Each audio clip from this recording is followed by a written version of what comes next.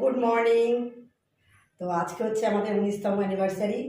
তো happy anniversary পালবাবু।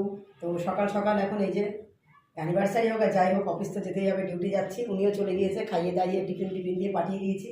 এবার আমি যাচ্ছি ডিউটি। তো আজকে স্পেশাল ডে, এবং আমি তো সকলকে গাছ দিয়ে থাকি, প্রতিনিয়ত দিই। আজকে মানে কম বেশি সবাইকে মোটামুটি দিতেই থাকে, একে থেকে আমার ভালো লাগে, নিজের থেকে দিই, ভালো লাগে। তো আজকে ওই কয়েকজনের জন্য গাছ নিয়ে যাচ্ছি। নয়নতারা নিয়েছি, কেতকে নিয়েছি, কারি পাতা নিয়েছি, এটা অঞ্জনাদির জন্য।